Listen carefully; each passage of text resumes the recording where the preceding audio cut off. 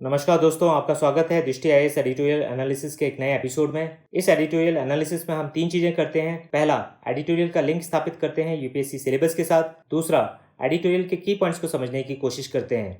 और तीसरा, एडिटोरियल में आए हुए की कॉन्सेप्ट्स जो कि एग्जाम की दृष्टि से महत्वपूर्ण है, उन पर भी चर्चा करते हैं। तो आइए शुरू करते हैं आज का एडिटोरियल एनालिसिस। प्रिय व्यूअर, यह वीडियो अंग्रेजी में भी उपलब्ध है। देखना चाहें तो आप हमारे इंग्लिश चैनल दृष्टि आईएएस इंग्लिश पर जाएं। आपकी सुविधा के लिए इस वीडियो के डिस्क्रिप्शन में इंग्लिश वीडियो का लिंक भी दिया गया है।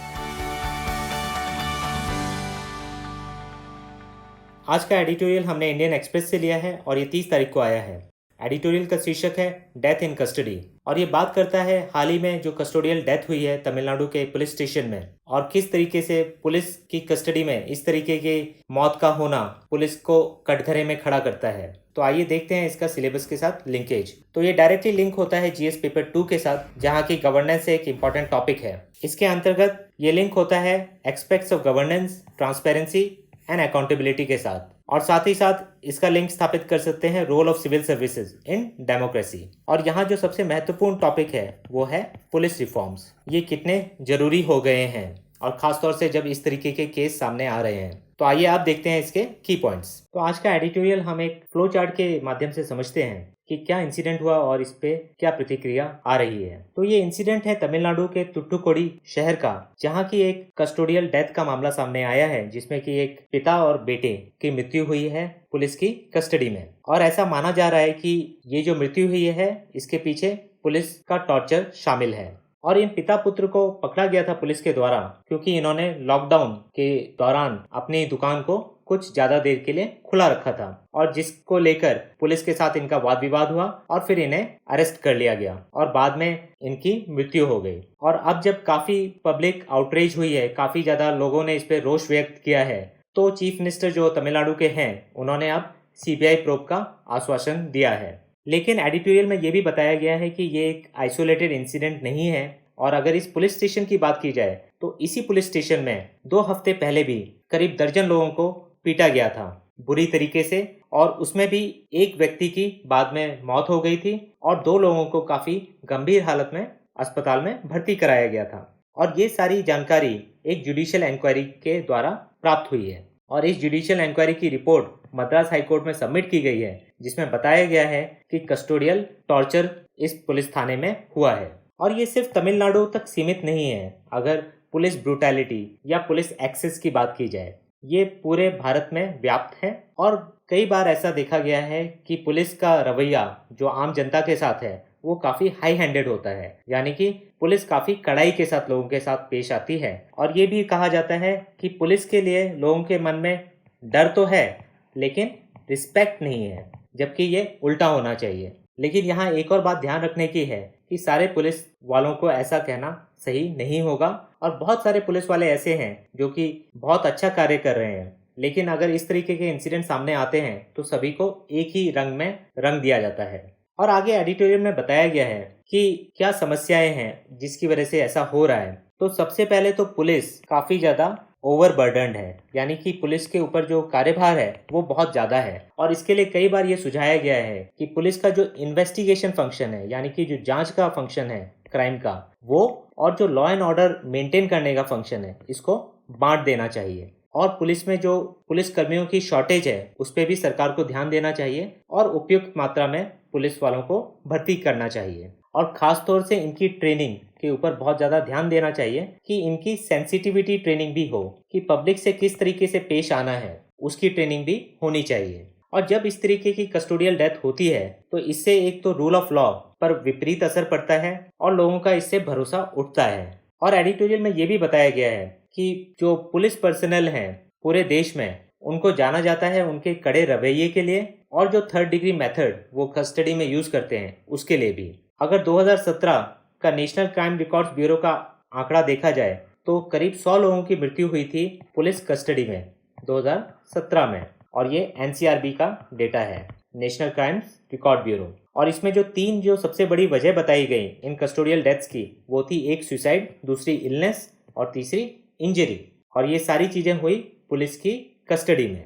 और एडिटोरियल ये भी बताता है कि अब बहुत जरूरी है कि 2018 में भी सुप्रीम कोर्ट का जो डायरेक्टिव आया था कि पुलिस रिफॉर्म्स को अब सरकारों को जल्दी लागू करना चाहिए, उस पर काम हो। और उसमें बताया गया था कि पुलिस फंक्शन को अब सेपरेट करना चाहिए, जो इन्वेस्टिगेशन वाला फंक्शन है और जो लॉ एंड ऑर्डर मेंटेन करने वाला फंक्शन है। और साथ ही साथ एक कंप्लेंट अथॉरिटी भी सेटअप होनी चाहिए जो इन मामलों की जांच करे जहां पुलिस वालों पर आरोप लगता है कि उन्होंने कस्टडी में अत्याचार किया है, किसी को गंभीर चोट पहुंचाई है या कोई रेप जैसा इंसिडेंट हुआ है, ताकि पुलिस की अकाउंटेबिलिटी को इस्टेब्लिश किया जा सके और पुलिस पर भी एक अंकुश रहे कि वो कुछ भी करेंगे वर्दी में तो ऐसा नहीं है कि उसकी सजा नहीं मिलेगी। और यहाँ हमें पता होना चाहिए कि स्मार्ट पुलिस का कॉन्सेप्ट प्राइम मिनिस्टर मोदी ने दिया है 2014 में एक डीजीपी कॉन्फ्रेंस में। और इसमें स्मार्ट एक्रोनिम को बताया गया है कि एस से है स्ट्रिक्ट एंड सेंसिटिव, एम से है मॉडर्न एंड मोबाइल, ए से है अलर्ट एंड अकाउंटेबल, आर से है रिलायबल एंड रिस्पॉन्सिव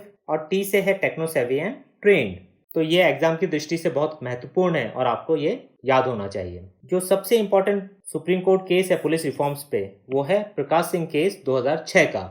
और चिंता की बात यह है कि 2006 के इस केस में जब सुप्रीम कोर्ट ने कहा था कि पुलिस रिफॉर्म्स को लागू किया जाना चाहिए, तो तब से लेकर अब तक पुलिस रिफॉर्म्स पूरी तरीके से लागू नहीं हो पाए हैं, क्योंकि कहीं ना कहीं जो पॉलिटिकल पार्टीज हैं, चाहे वो कोई भी पॉलिटिकल पार्टी हो, तो सारी पॉलिटिकल पार्टीज पुलिस का दुरुपयोग करते हैं अपने कार्य सिद्ध करने के लिए। और इसीलिए किसी भी पॉलिटिकल पार्टी का ये इंटरेस्ट नहीं है कि पुलिस रिफॉर्म्स वाकई में किए जाएं। और एक इम्पॉर्टेंट रिपोर्ट है नेशनल ह्यूमन राइट्स कमीशन की 2017-18 की, और इसमें बताया गया है कि रोजाना 15 केस 2017-18 में आए कस्टोडियल वायलेंस के, कि कस्टडी में लोगों के साथ वायलेंस हुआ और टॉर्चर हुआ, और ये रोजाना हुआ। जबकि 9 लोगों की मौत हुई हर 24 घंटे में, जब वो पुलिस कस्टडी में थे या जुडिशियल कस्टडी में थे। तो आप देख सकते हैं कि किस तरीके के हालात हैं। और ये रिपोर्ट है एनएचआरसी 2017-18 की कि 15 तो केस हो रहे हैं कस्टोडियल वायलेंस या टॉर्चर के रोजाना, और 9 लोग मर रहे हैं जुडिशियल कस्टडी में या पुलिस कस्टडी में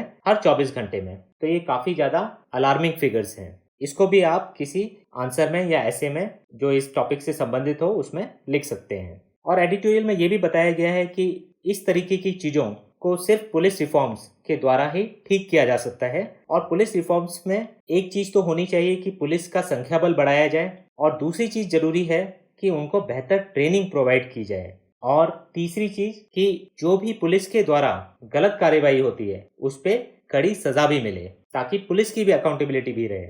और अंत में एडिटोरियल ये भी कहता है कि जो बाकी आर्म्स हैं स्टेट के, बाकी डिपार्टमेंट्स हैं, उन्हें भी अपना काम ठीक ढंग से करना पड़ेगा, क्योंकि कभी कभी ऐसा भी होता है कि बाकी डिपार्टमेंट्स जब अपना काम ठीक नहीं करते हैं तो वो जिम्मेदारी भी पुलिस पे आ जाती है। खासतौर से आपने देखा होगा कि जब सीलिंग वगैरह का इशू होता है दिल्ली जैसे महानगर में, तो भी ये पुलिस का मामला नहीं है, लेकिन जब स्थानीय जो डिपार्टमेंट्स हैं जो इसके लिए रिस्पॉन्सिबल हैं वो अपना काम ठीक से नहीं कर पाते हैं, तो पुलिस की मदद भी इसमें लेनी पड़ती है। इससे पुलिस पे और अतिरिक्त भार भी पड़ता है और कहीं ना कहीं फिर उनके काम में कमी आती है। और अंत में एडिटोरियल यही कहता है कि जो लक्ष्य होना चाहिए वो एक स्मार्ट पुलिस फोर्स का होना चाहिए, जो अपने पावर्स का इस्तेमाल करे अच्छे के लिए, अच्छाई के लिए, और उसका दुरुपयोग ना करे। क्योंकि जो कस्टोडियल डेथ जैसे मामले जब आते हैं तो ये भारत के एक प्रजातंत्र होने पे भी सवाल उठाते हैं। तो ये था आज के एडिटोरियल एनालिसिस में। अब आइए देखते हैं किस प्रकार के सवाल पूछे जा सकते हैं